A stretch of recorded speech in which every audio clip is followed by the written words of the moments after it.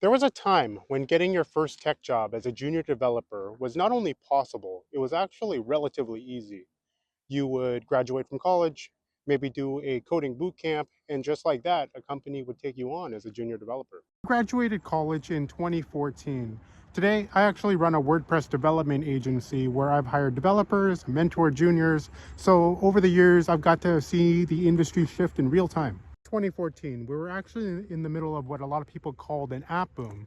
Just for some context, when Apple released the Apple App Store back in 2008, there were 500 mobile apps on the App Store. Sounds like a lot, but flash forward to today, and there between Apple App Store and the Google Play Store, there's over 4 million mobile apps. With the explosion of the Apple App Store, it made it so the demand for developers was so high, even with someone without any experience. If you just had on your resume that you knew a little bit of Objective-C or Java, it was actually relatively easy to land your first job as a junior developer. Flash forward to today, and junior developers can't even get a reply to their job application. You're hearing stories of junior developers who are applying to hundreds or thousands of jobs and getting completely ghosted by employers. In this video, I'm going to be diving into the rise and fall of the junior developer and how it started as the dream starting point for so many young tech enthusiasts, and why that opportunity, the door, well, might be shut. And stick around until the end, because I'll share my thoughts how you can still succeed today as a junior developer, even with the rise of AI tools like ChatGPT and Copilot. To understand how we got here, we have to first understand what it was like in the early days of development. The early days of development, a lot of developers like myself used to call those days trial by fire.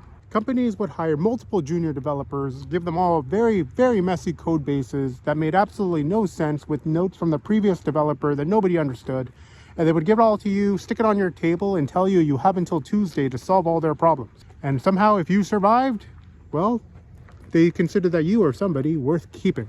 There were no AI tools to help you. There was no YouTube tutorial for every single possible problem that you could possibly encounter.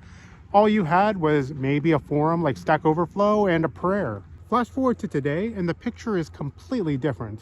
With the rise of AI tools like Claude, ChatGPT, and Copilot, there's just greater expectations of developers right on day one. The old trial and fire, sink or swim approach that companies used to take, bring on lots of junior developers, see which ones can survive and work within the organization and contribute. Well, that is not the mindset that these companies have anymore.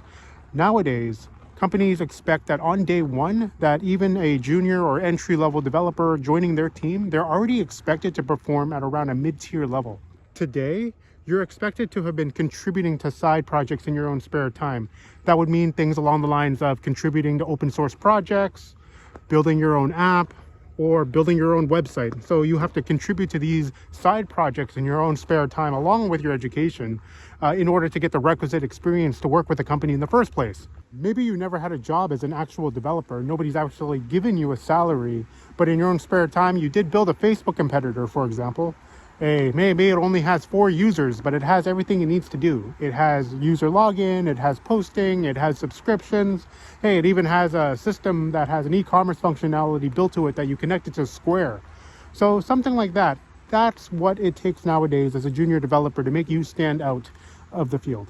Now let's talk about when it was peak for junior developers. The peak for junior developers was between 2015 to 2019. This was with the rise of cloud computing, and that's what anyone could be talking about. Cloud this, cloud that, the Internet of Things were going to change everything. This was before everybody knew what AI was going to become and how, that just sucked up all the energy.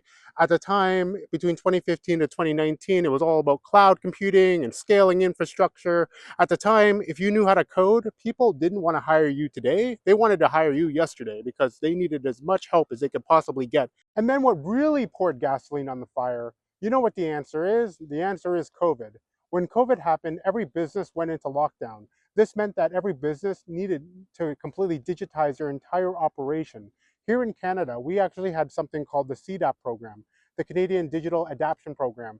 This meant that the Canadian government would subsidize any business, $2,400 Canadian, approximately $2,000 US, to digitize their entire operation. With $2,000 US, that meant that a lot of Canadian developers got hired to help businesses digitize their entire operation. For a while, it felt like the dream was never going to come to an end. Demand for developers was at an all-time high until it wasn't. Companies went from grow fast to cut fast. Here in Canada, for example, we went through a 50-year high in inflation, and the first sacrificial lamb throughout this entire process, well, junior developer. And no discussion about junior developers is complete until you talk about outsourcing. Why pay a junior developer $30 an hour when you can pay a senior developer also $30 an hour in India, Pakistan, or Bangladesh? With the rise of outsourcing jobs over to foreign countries, well, then that just made it so that a lot of companies can skip the idea of junior developers altogether. And today, the idea of a junior developer is virtually non existent.